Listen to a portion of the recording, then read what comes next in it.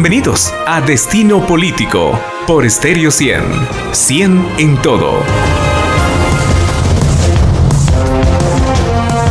Muy buenas noches, señoras y señores. Sean bienvenidos y bienvenidas a una edición más de Destino Político, el espacio creado por Estéreo 100 para que usted se entere de primera mano acerca de las propuestas que los hombres y mujeres tienen para la población de cara a la elección del próximo 25 de junio. Es una fecha en la que los guatemaltecos tenemos una cita con la historia, tenemos una cita con nuestro país y qué mejor que asistir a ella bien informados. En esta ocasión vamos a conversar con Dorian Rodríguez. Él es candidato a diputado por el distrito de Quetzaltenango, postulado por el partido Prosperidad Ciudadana. En principio, Dorian, le quiero agradecer el haber tomado nuestra invitación y me gustaría comenzar preguntándole cuál es la visión que usted tiene del funcionamiento a lo interior o a lo interno de lo que es el Congreso de la República por estos días. Bienvenido a Destino Político. Gracias, muy amable, licenciado. Bueno, depende, primero, qué es lo que realmente está pasando en el Congreso. El Congreso simplemente es un lugar en donde se fraguan negocios turbios, pero que no benefician a la población. Ahora, ¿cuál es mi visión? Llegar a ofrecerle a la ciudadanía de Quetzaltenango una representatividad de verdad, que sí podamos traer inversión, que sí podamos legislar para Quetzaltenango. ¿Usted cree que ahí adentro del Congreso de la República en estos momentos está funcionando esa idea de los pesos y contrapesos que pues está puesta en cualquier sistema democrático? Claro, sí, eso es, debería de ser así. Ahora, el problema es que esos pesos y contrapesos no son íntegros. Lamentablemente lo que buscan es un beneficio particular, pero sí sucede, ocurre. ¿Cree usted que ahí adentro del Congreso de la República habría que modificar algo de su ley orgánica? ¿O cómo es que usted cree que podría funcionar de mejor manera este alto organismo del Estado? Bueno, modificar el Congreso como tal no es necesario. Lo que sí es importante es que las personas que integren este Congreso, o sea, sus diputados, los miembros, sean personas íntegras de principios y valores y sobre todo que sean personas que amen lo que estén haciendo y que no quieran llegar a hacer negocios, porque para eso uno pone empresa, ¿verdad?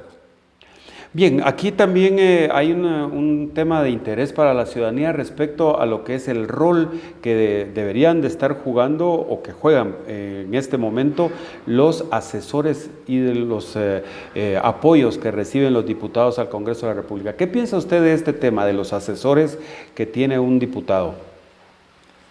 Un asesor es un asistente en temas o situaciones muy específicas, es decir, es una persona debería de ser una persona con formación técnica profesional que le permita al diputado poder entender ciertas cosas que de una u otra manera no podría entender. ¿Es funcional? ¿Es necesario? Sí. Lamentablemente llegan muchos asesores que no conocen ni siquiera el rol político o el rol del Congreso de la República. Aquí mismo, dentro de este mismo abordaje del tema del funcionamiento del Congreso, me gustaría que usted nos dijera cuál es la percepción que tiene respecto a la agenda legislativa que se ha llevado en esta legislatura y qué es lo que usted cree que podría hacer diferente la nueva legislatura. Bueno, primero que nada sería pedirle a toda la población que le permita a todas las personas nuevas e íntegras en todo el país que puedan integrar el Congreso de la República. Ya no ser los mismos de siempre. Ahora, para eso necesitamos evaluar esta agenda. Al final ha sido una agenda que solo nos ha traído préstamos y situaciones adversas que no benefician a la población. Al final la población no se beneficia con lo que está haciendo el Congreso. Simplemente son beneficios particulares, lo repito y lo recalco. Beneficios particulares que solo benefician a cierto grupo, que ni siquiera es empresarios, microempresarios, comerciantes, empleados en relación de dependencia, empleados del Estado, sino que beneficia a un grupo político, que lamentablemente eso es como funciona. Cerremos el tema de funcionamiento del Congreso con que usted me diga, ¿cree que es suficiente el presupuesto que tiene asignado el Congreso de la República para funcionar? ¿Debería tener más dinero, menos? ¿Qué piensa usted de esta parte? Bueno, en primer lugar, es ridículo observar los salarios que tienen algunos trabajadores del Congreso de la República. O sea, los diputados no tienen tantos ingresos como lo tienen los trabajadores. Entonces, es un tema de modificar este tipo de salarios. Hay que declarar esos pactos colectivos lesivos o dañinos a la nación y poder ver realidades, porque no es posible que existan personas que ganan 50,000, 60,000 quetzales, mientras el salario promedio en Guatemala es de 3,200, 3,100. Cuando un empresario puede darse, eso para un empresario es un lujo, pagar el mínimo, porque normalmente nos toca que sufrir el tema de reunir dinero para poder pagar planillas o pagarle a los colaboradores, porque no es fácil. Estamos en un sistema que nos tiene hundidos a todos en el subdesarrollo y en el fracaso económico. Vámonos entonces a ver la relación entre el Congreso de la República y el Poder Ejecutivo, es decir, el gobierno de la República. ¿Cómo usted cree que se puede ejercer esa función que le es inherente a los diputados al Congreso, como es la de fiscalizar lo que está haciendo el Ejecutivo? Por supuesto. Creo que es algo importante, pero el tema de la fiscalización, licenciado, no es solamente llegar con una cámara y hacer bulla. Implican varias cosas. Implica tener conocimiento a lo que se va a fiscalizar, tener información técnica de lo que ocurre, tanto presupuestaria como el tema de inventarios para evaluar. No solo es un tema de funcionamiento, también es un tema de cómo funcionan o cómo tenemos nosotros los inventarios. Hablemos del Hospital Nacional, ¿verdad? ¿Cómo hacemos para evaluar cuánta medicina hay? ¿Cuánta medicina ingresa? ¿Cuánta medicina sale? ¿A qué precio se compra? ¿Quiénes son los empleados que están trabajando allí? ¿Cuántos empleados son? ¿Qué funciones tienen? Si las funciones que tiene un empleado son adecuadas a lo que debería hacer según su puesto. ¿Cuántos asesores tiene el director del hospital? ¿Cuántas veces llega el director? ¿Por qué andan haciendo un montón de actividades como que el director no está porque se fue de gira a un congreso? En sí, la fiscalización implica llegar al fondo de la problemática y de la operativización de cada ministerio. No es solamente llegar a decir y hacer bulla y explicar y decir tal cosa. Y sobre todo, darle seguimiento. Hay dos maneras de darle seguimiento. El diputado tiene poder y el poder se puede convertir en algo coercitivo, en permitirle al diputado decirle, bueno, le vamos a dar seguimiento a los compromisos que llevamos a cabo. Primero, evaluamos esto y está mal, ¿ok? Asumamos compromisos, señor director del hospital, asumamos compromisos, son estos, estos y estos. En un mes tiene que resolverlo, después de resuelto yo regreso con usted y lo evaluamos. Ese es el seguimiento. Y si no ocurre nada por el estilo, entonces ya viene la denuncia al Ministerio Público, porque no solamente como diputado, sino como ciudadano lo puedo hacer. Veamos algunas iniciativas que usted tenga en mente para impulsar la lucha contra la corrupción en el país. En primer lugar, en el departamento de Quetzaltenango, operativizar la relación que existe entre el ciudadano y las instituciones. Es decir, ver que sí funcionen las instituciones. Tenemos instituciones que, no voy a decir nombres en este momento, pero tenemos instituciones que no funcionan, que están allí, tienen presupuesto, tienen personas, hay personas trabajando, pero no impactan en la población. Y si no impactan a la población, primero evaluar por qué no impactan y segundo, buscar alternativas que permitan que impacten a la población. Y si no impactan a la población, promover una iniciativa de ley para deshacernos de esos ministerios y esas secretarías, porque son obsoletas esas instituciones. Hay una demanda también de la ciudadanía respecto al trabajo de los funcionarios públicos y eso tiene mucho que ver con la actual ley de servicio civil. ¿Usted tiene alguna idea de lo que se debería de hacer con esta ley? ¿Qué tipo de ajustes serían necesarios para devolverle la mística al servicio público? Bueno, primero que nada, actualizar la ley de la ONSEC. Eso es algo que está obsoleto. Segundo, integrarlos a todos a la ONSEC. Es decir, todos esos puestos 0181, 031, 029 deberían desaparecer, porque en ley no son puestos legales, porque tienen una persona trabajando en relación de dependencia, pero la tienen contratada por servicios, ¿verdad? Pero cumple un horario, tiene obligaciones, tiene que entregar un montón de información. Entonces yo creo que es muy importante ordenar primero en qué posición se encuentran los trabajadores. Por supuesto, no dejemos a un lado el tema sindical. El tema sindical nació para defender los derechos de los trabajadores. Sin embargo, ahora existe un tema de que no son derechos, sino son beneficios adicionales que tienen y están fuera de contexto de la realidad nacional.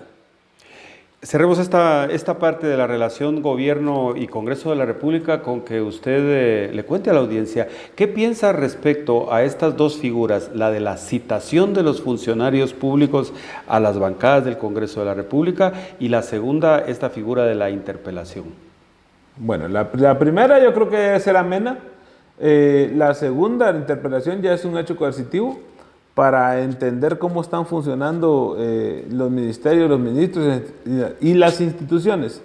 Sin embargo, creo que es un abuso del diputado, porque pasa esto que solo porque el simple hecho de que el funcionario es de otro partido político o hizo gobierno o está haciendo gobierno con otro partido político, ya le ponen la interpelación o ya le hacen una citación para evaluar un montón de factores que son inviables. Entonces hay mucho abuso de parte de los actuales diputados. Caemos en lo mismo, que no tienen integridad. No son íntegros, no son personas de valores y principios, sino que simplemente lo que buscan es obtener poder para seguir haciendo sus fechorías. En ese sentido, ¿y usted cree que las interpelaciones entonces en este momento no están funcionando? ¿Cómo se le regresaría la facultad que tiene el diputado para ejercer esta función a través de las interpelaciones? Fíjese, licenciado, que buena pregunta. Es con pura gestión y seguimiento. Como en el tema del sector privado. Yo tengo a un empleado me incurrió en una falta en este momento. Yo lo que hice con él fue decirle llamar la atención. Una llamada de atención verbal, pero con un documento, una constancia.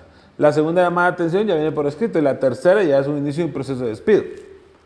Lo mismo debería ocurrir con el Congreso de la República. Primero citar al ministro o al funcionario público y decirle, ok, esto es lo que está pasando, veamos el problema y juntos encontremos una solución. Si no ocurre, ya se empieza un proceso, y por último se llega a la figura de la interpelación, porque allí sí ya es un tema que llama la atención y que obliga de una u otra manera, de manera coercitiva, al funcionario a responder ciertas cosas. Si no pudo con el seguimiento, definitivamente ni con la interpelación va a poder. Entonces, lo que se solicita en ese caso hay que ser contundente. Señor presidente, le solicito de manera muy personal que a este funcionario público le pida por favor su renuncia porque no cumple las funciones que tiene que cumplir. Y con un detalle de seguimiento. Si yo le entrego al señor presidente un informe donde indica todo lo que hemos hecho y un seguimiento para sus labores y que no ha cumplido, no tendría por qué negarse, ¿verdad? Cerremos esta parte de gobierno y Congreso con la opinión que usted tiene respecto a cómo un diputado al Congreso de la República puede darle seguimiento a la ejecución del presupuesto que hace el gobierno y que previamente son los diputados los que se lo aprueban.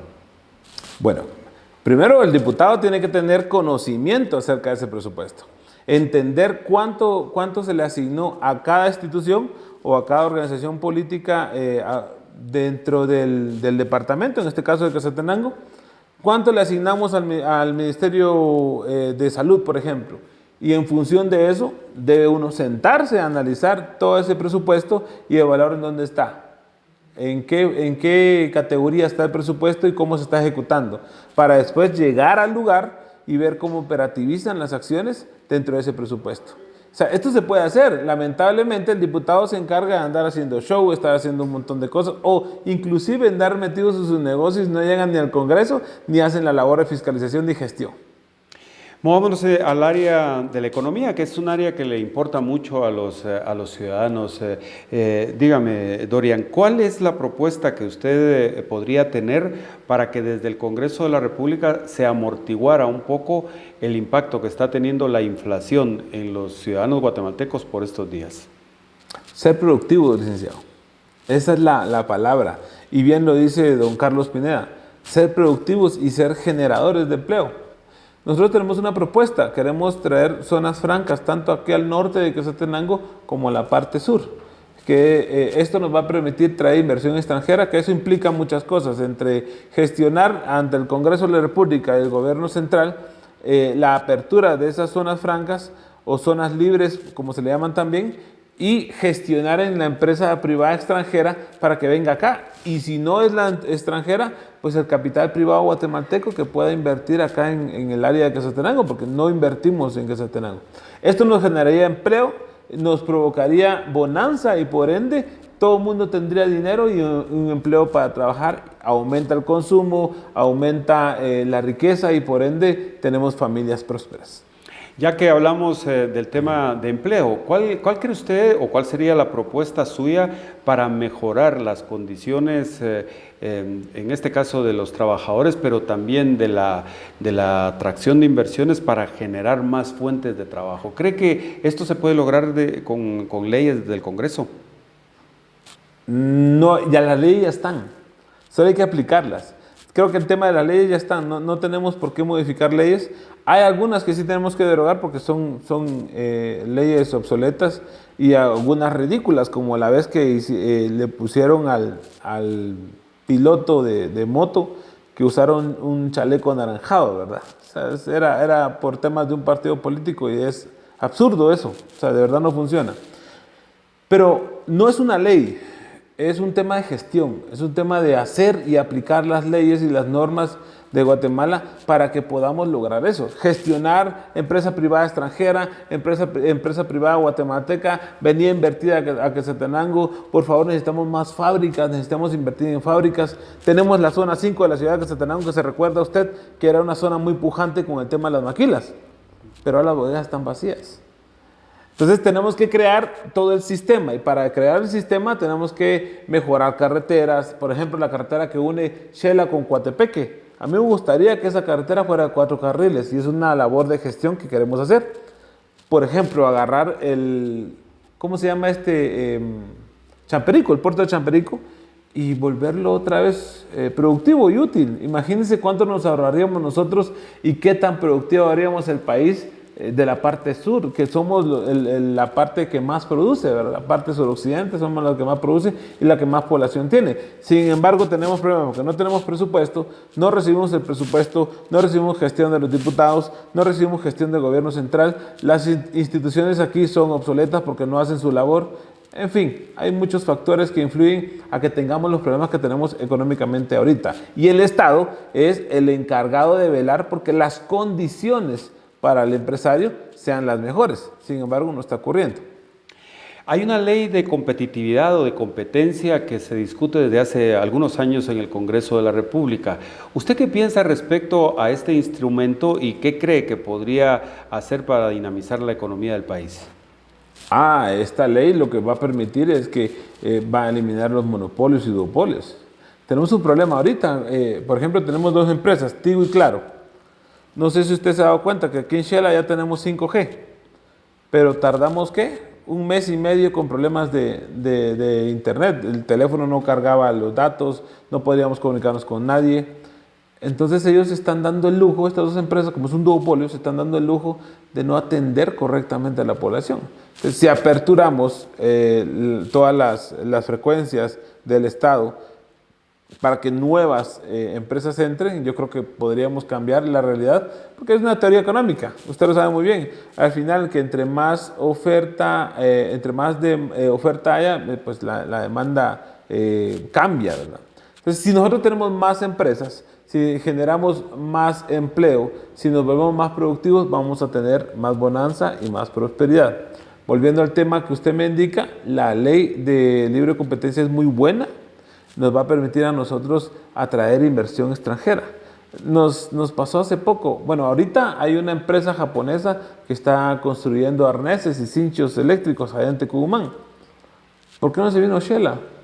¿Por qué no hicieron nada los diputados, el gobernador, el gobierno central, bueno, de una u otra manera, para que estuviera aquí en Quetzaltenango?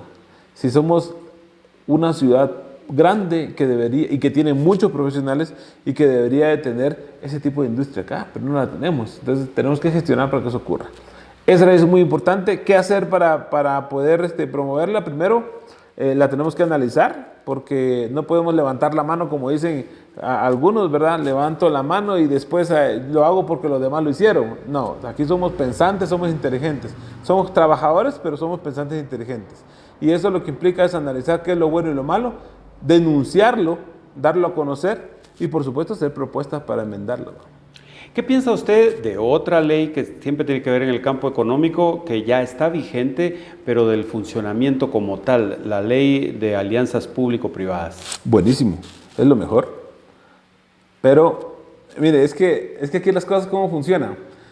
Si le meten mano peluda a la ley, si le meten mano peluda a todas las cosas que se hacen del Estado, todo se arruina. ¿Qué pasa con la que ahora es una carretera estatal, la autopista Palín-Escuintla? O sea, fue un éxito. Sin embargo, las condiciones en que se generaron los contratos no fueron buenos, porque el Estado se quedó sin nada. Simplemente ellos tenían un negocio particular, pero con información del Estado. Entonces, las alianzas público-privadas creo que son lo mejor para desarrollar el país. Ayudamos al empresariado guatemalteco y el Estado de Guatemala se desatiende de ciertas situaciones que no debe atender, porque el Estado no es bueno para administrar algunas cosas. Sin embargo, si comparte la administración, sí funciona. Veamos qué es lo que usted piensa respecto al turismo como una actividad que efectivamente derrama a las economías locales. Desde el Congreso de la República, ¿qué se puede hacer para mejorar las condiciones del turismo en el país? Bueno, pero yo creo que lo primero es intervenir en INGUAT. Esta institución no es una institución que esté funcionando. La verdad no funciona. Imagínense hacer un logotipo. ¿Cuánto costó ese logotipo? ¿No se acuerda usted? Creo que 6 millones, algo así. Imagínense, un logotipo 6 millones de quetzales. Es un robo. Y si hicieron eso, ¿qué más no están haciendo? Entonces, yo creo que un instituto guatemalteco de turismo debería desaparecer y deberíamos de crear la superintendencia de turismo. Es una ocurrencia, pero eso es autónomo, es independiente y tendría que tener sus propios alcances, sus objetivos y metas para alcanzar lo que queremos. Estamos rodeados de México, Costa Rica, parte de Belice, que son países que llaman mucho al extranjero y nosotros no podemos proveer eso. Hace días entrevisté yo a una persona que venía a pasear a Xela, que era de Petén y que precisamente trabajaba en el Parque Nacional Tikal. Y decía, estoy muy triste porque no tenemos presupuesto en el parque, estoy muy triste porque no estamos haciendo nada por llamar la atención del extranjero, ni por supuesto tampoco estamos llamando la atención del turista nacional para que llegue a Tikal. Yo estoy viniendo a Quetzaltenango y vengo a encontrar una Xela bonita. Lamentablemente solo vino a ver el parque central, pero no vio todo lo triste que tenemos con la basura, los perros, el desorden, el desastre del tráfico. Sin embargo, yo creo que el Estado de Guatemala, a través del organismo legislativo, podemos hacer cambios para que la industria ecológica, que es el turismo, pueda ser más fuerte acá. Implica infraestructura, ¿sí? Pues tenemos que mejorar la infraestructura, el tema de seguridad. O sea, Guatemala está catalogada como un país al que no hay que venir para Estados Unidos. Estados Unidos dice, ok, Guatemala está catalogado un país donde no tienen que ir ustedes como ciudadanos americanos. ¡Qué vergüenza! ¡Qué vergüenza que nos digan eso! Teniendo nosotros tanta belleza, tanta cultura por ofrecer. Pero sí se puede hacer. Muy bien, tengo que hacer aquí el primer corte del programa de esta noche. En Destino Político hablamos con Dorian Rodríguez. Él es candidato a diputado por el distrito de Quetzaltenango, postulado por el partido Prosperidad Ciudadana. Ya volvemos después del corte, no se vayan.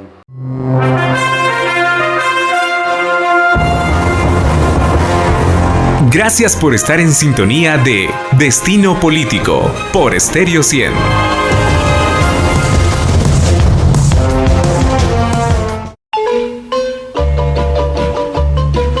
Quetzaltenango es un polifacético centro histórico, con sus múltiples expresiones de los más variados estilos arquitectónicos. Un lugar para recordar, suspirar e inspirarse en el tiempo de nuestros abuelos. Y también es Estéreo 100, la voz que le identifica, tan quetzalteca como tú.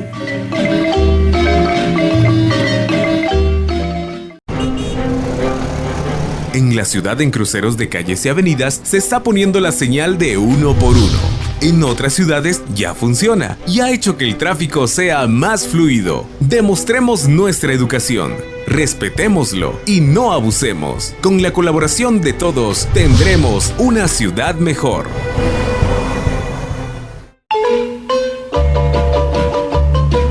Quetzaltenango es la ciudad eterna de las estrellas y de las virtudes de las buenas relaciones entre sus hijos nobles y sensibles a las buenas costumbres. Y también es Estéreo 100, la voz que le identifica, tan quetzalteca como tú.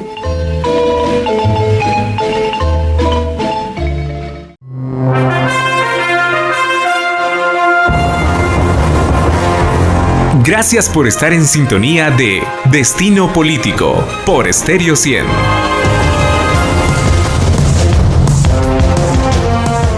Usted está en Destino Político, el espacio de comunicación creado por Estéreo 100 para que usted se entere de primera mano acerca de las propuestas que los hombres y mujeres que se presentan a la elección del próximo 25 de junio tienen para la población. En esta ocasión estamos conversando con Dorian Rodríguez. Él es candidato a diputado por el distrito de Quetzaltenango, postulado por el partido Prosperidad Ciudadana. Antes de irnos a la pausa, Dorian, hablábamos acerca de la influencia que pueden tener los diputados, el Congreso, en la economía del país. Y para ir ahondando un poco más en esta área, que es creo que muy importante para los guatemaltecos, dígame, ¿qué cree usted que se puede hacer en favor de la pequeña y mediana empresa desde el Congreso?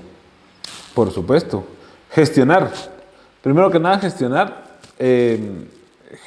para que los insumos que se importen tengan menos rubros cargados, es decir, menos impuestos. Promover el tema de la seguridad es muy, muy importante, y darle la seguridad al empresario, microempresario, de que si él pone un negocio no lo van a llegar a estacionar, que si él quiere poner una empresa no tiene que hacer un montón de trámites engorrosos que al final le va a costar más tiempo hacer el trámite que mejor quedarse sin el trámite y dejar a un lado el negocio o el pequeño emprendimiento. Tenemos que promover leyes que permitan el emprendimiento. Guatemala es un país muy emprendedor, y no es porque se quiera, simplemente porque no hay oportunidad de empleo para trabajar dentro de una organización, porque emprender es difícil. Necesitamos promover tecnificación, educación, capital semilla para promoverlo. Existen instituciones privadas que lo realizan, pero el Estado no lo hace. Y si el Estado lo tiene, es difícil que pueda operativizarse. ¿Y qué cree que se puede hacer en favor de atraer la inversión extranjera? Porque así como la fábrica que me hacía alusión que se instaló ahí en la parte sur del departamento de San Marcos, ¿qué cree usted que se puede hacer para multiplicar esto? Gestionar. Por ejemplo, aquí en Quetzaltenango tenemos que ver cómo hacemos para que la potencia de la energía eléctrica mejore, o conectar a través del INDE alguna subestación que nos permita generar o crear conexiones de alta potencia para la industria en Quetzaltenango. Pero gestionar. Mire, el secreto es gestionar y fiscalizar. Es la única manera que podemos lograr cambiar las cosas. Es decir, intervenir como tal. Un diputado tiene que intervenir en su departamento. No solamente llegar a hacer show, tomarse la fotografía, salir a 4 años, intervenir como tal. Creo que Quetzaltenango tiene mucho potencial para poder ser industrializado. Ya lo fue. Hace muchos años lo fue y lo puede volver a hacer. Ahora, el diputado, ¿qué tiene que hacer? Aunque si le toca que ir al extranjero a hablar con una empresa para que venga a instalarse acá, lo tiene que hacer, pero no lo hace. Eso es lo que ocurre. Ahora, tenemos que tener mejor potencia de energía eléctrica, un Estado de Derecho sólido que nos permita poder desarrollarnos, un método que nos dé la oportunidad de que la empresa invierta en Guatemala, invierta, no le demos un tiempo prudente para que no pague impuestos y después ya que los empiece a pagar, pero se empieza a generar empleo, ¿verdad? Eso se puede hacer. Bueno, cerremos el área de la economía con lo que usted cree que se podría mejorar en un campo que también es de mucho interés para la ciudadanía, el de la aprobación de los préstamos a solicitud del Ejecutivo. ¿Cómo cree usted que no cada vez que se aprueba un préstamo quede en el aire la sensación como que el país va mal ante estas aprobaciones? Bueno, primero hay que entender que un préstamo no necesariamente, la aprobación de un préstamo no es necesariamente porque le va a entrar dinero al Estado. Simplemente hacen una renegociación porque tenían un interés más alto en otro lado y resultaron negociando para tener un mejor trato, ¿verdad? Pero yo soy de la idea que ya no tenemos que estar prestando plata. O sea, tenemos que volvernos eficientes. Es como en la vida personal, en los negocios. Si usted es una empresa y en la empresa le está yendo mal, ¿qué tiene que hacer? Recortar gastos. Por último, si toca, pues recortar personal. Y eso tiene que ser el Estado. El Estado en este momento el Estado se tiene que reducir, eliminando todo el gasto que tiene en exceso, para que en un futuro, cuando sea más productivo y las alianzas público-privadas sean de beneficio, como hablábamos hace un momento, del 50-50, ¿verdad? No un 1% y el 99% para la empresa, eso nos va a generar ingresos al Estado. El Estado actualmente no tiene ingresos, solo creo que tenemos la portuaria nada más, y de ahí no hay más ingresos. ¿Y por qué no podemos nosotros buscar alternativas y mixturas entre teorías económicas de que el Estado se tiene que reducir, pero también tiene que generar ingresos? Porque eso es lo que los hace funcionales, ¿verdad? Si generamos ingresos y somos productivos como Estado, ya no tendríamos que estar pidiendo más préstamos. Ahora, ¿qué es lo que pasó en este gobierno? No vamos a negar que al final de cuentas todos estos préstamos fueron a dar a otro lado y que no beneficiaron en nada a la población. Y yo espero que algún día podamos tener la capacidad de poder fiscalizar a dónde se fue ese dinero.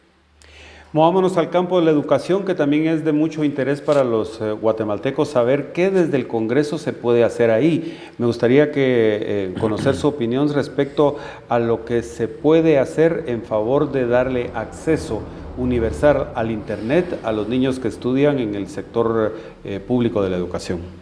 Bueno, yo creo que lo primero que tenemos que hacer es que todas las escuelas tengan laboratorio de computación, porque es lo básico, no lo tienen, ¿verdad? Más que tener el Internet, el laboratorio de computación, y deberíamos de ir de manera secuencial. Primero les creamos el laboratorio de computación, les enseñamos computación, después les damos acceso a Internet para que vean las herramientas que tienen allí y puedan atreverse a salir adelante de una u otra manera. Yo tengo un plan, y el plan dentro del proyecto político que tenemos acá para Quetzaltenango es solicitar una modificación a la currícula nacional base, tanto de la primaria como del nivel medio. No enseñamos administración financiera a nuestros estudiantes y a nuestros niños. No les enseñamos a manejar el dinero. Tiene un niño que no tiene conocimiento de administración financiera, le da 5 o 10 quetzales y se va a la tienda y se los gasta. Entonces yo creo que necesitamos enseñarles administración financiera, filosofía, es básico. Las escuelas ahora no enseñan filosofía, tenemos que enseñar principios y valores como tal. Ya no la historia es importante, tenemos que tomar la historia, pero no es tan importante como las ciencias básicas, las ciencias exactas, matemática, física, química. Tenemos que enseñar filosofía, administración financiera, principios y valores, ética. Son cosas que deberíamos de enseñar a nuestros niños para que se conviertan en unos adultos pensantes, conscientes, consecuentes de la realidad nacional y que contribuyan a cambiarla.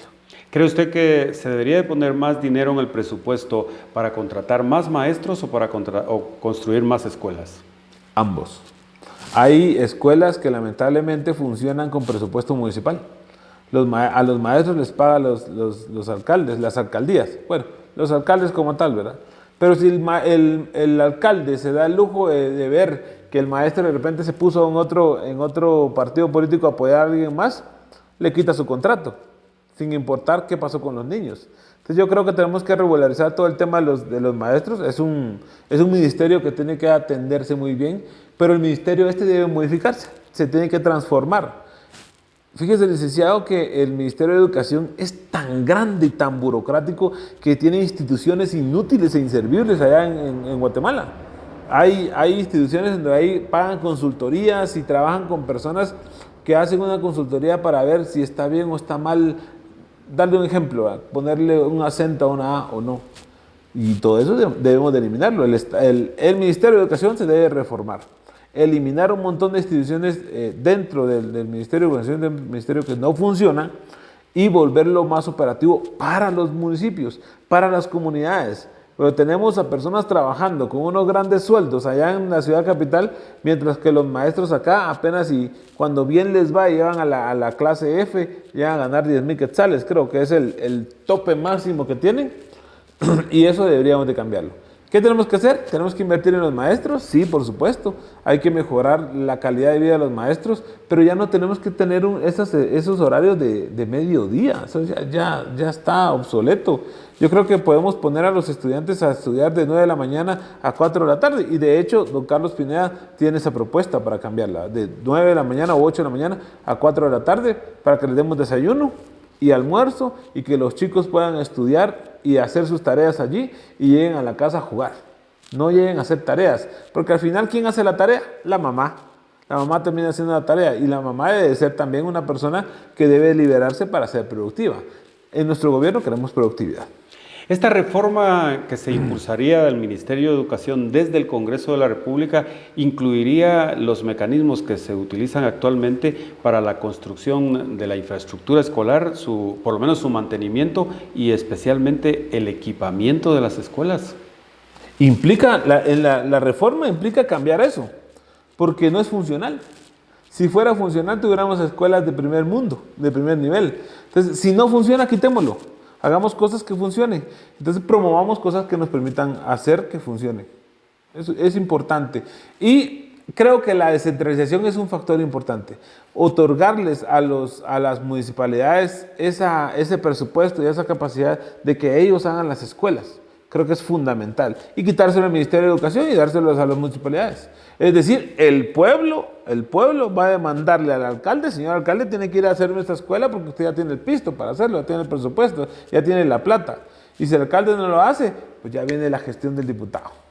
Porque yo representaría o yo represento al pueblo, y si la población me dice: señor diputado, fíjese que el alcalde no está haciendo las cosas que tiene que hacer, vamos, me siento con él, le digo: señor alcalde, ¿qué está pasando? Resolvamos esto, encontremos una alternativa de solución. ¿Qué necesita? Una gestión, yo voy y la gestiono por usted, hagámoslo. ¿En cuánto tiempo lo resolvemos? En tanto. Excelente.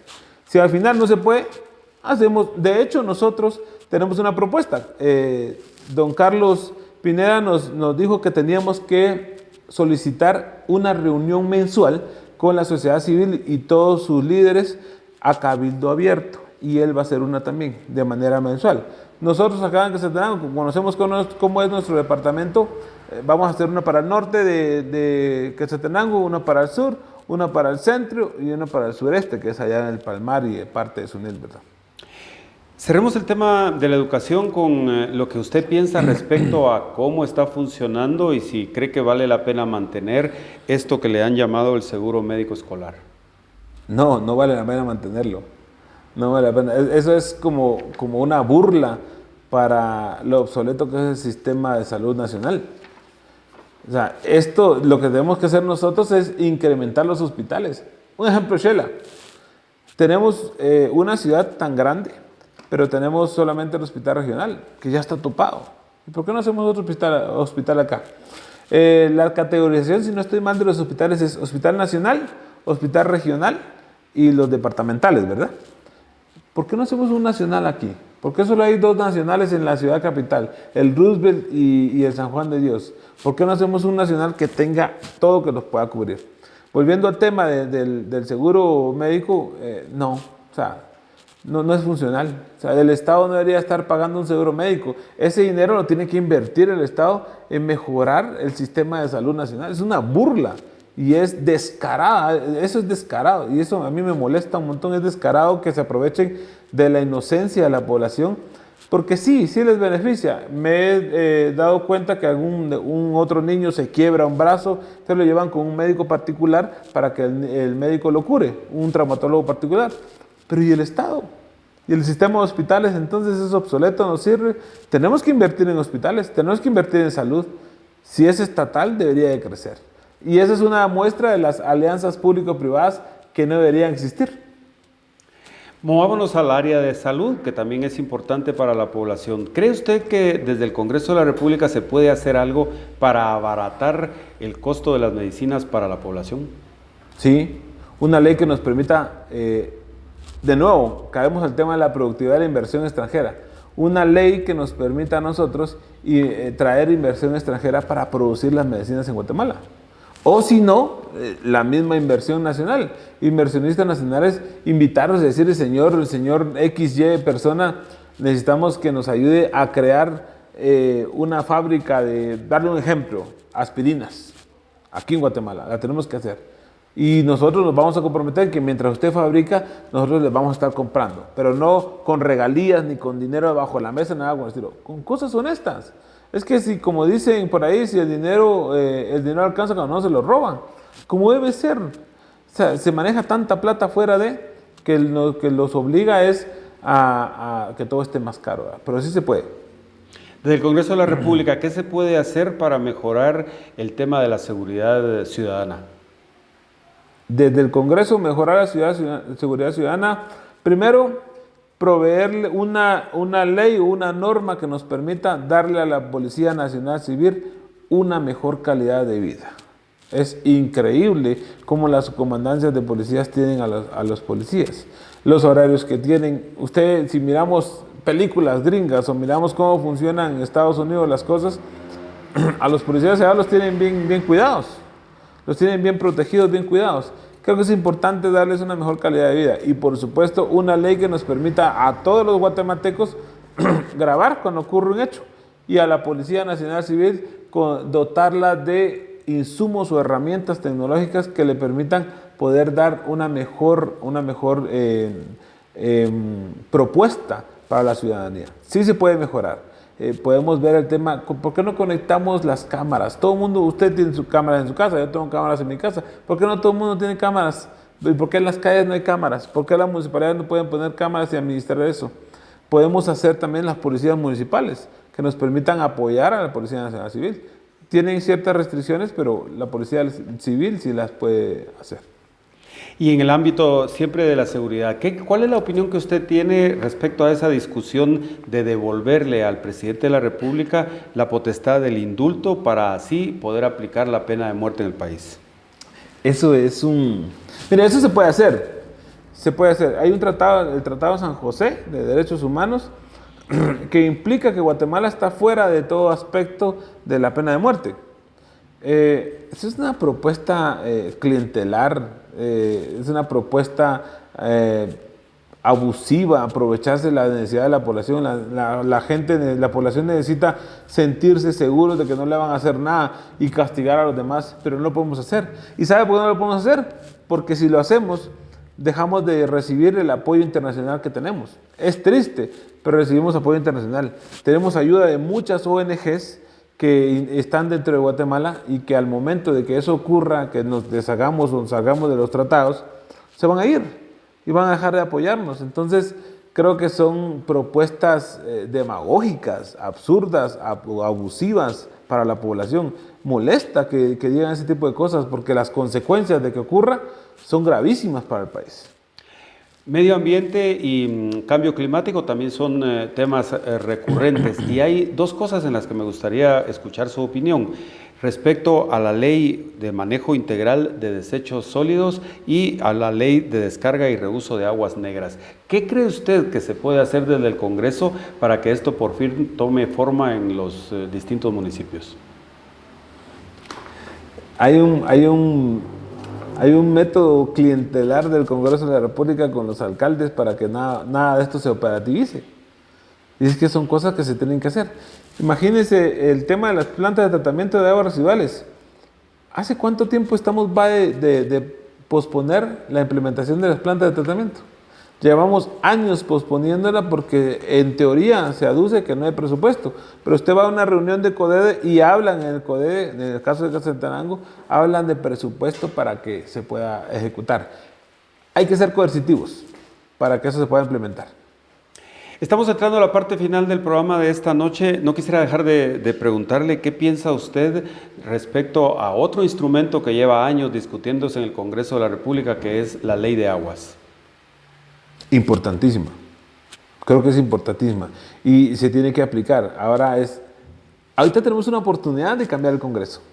Si cambiamos el Congreso con personas distintas a estos dinosaurios que toda la vida han estado ahí, que llevan más de 30 años de estar en el Congreso, creo que podemos aplicar la ley de aguas para que nos permita que el Estado de Guatemala sea el tutor legal del agua y que nadie se la adjudique para sí. Dorian Rodríguez, candidato a diputado por el distrito de Quetzaltenango, propuesto por el Partido Prosperidad Ciudadana. Le quiero agradecer en todo lo que vale el haber aceptado nuestra invitación para estar aquí en Destino Político. Dejémosle un mensaje final a la audiencia. Ok, muchas gracias, estimados y estimadas amigas. Nosotros en Prosperidad Ciudadana somos gente de principios, de valores, con compromiso y sobre todo con lealtad por nuestra ciudadanía.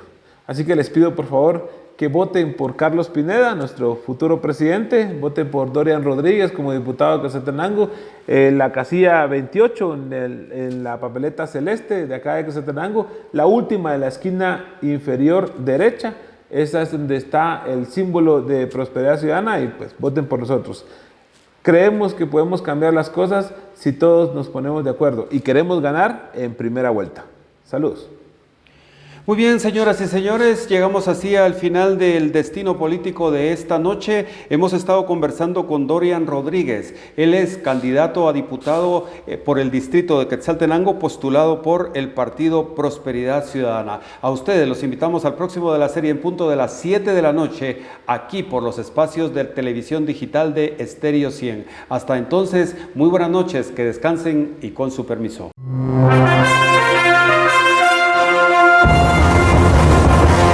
Esto fue Destino Político por Estéreo 100.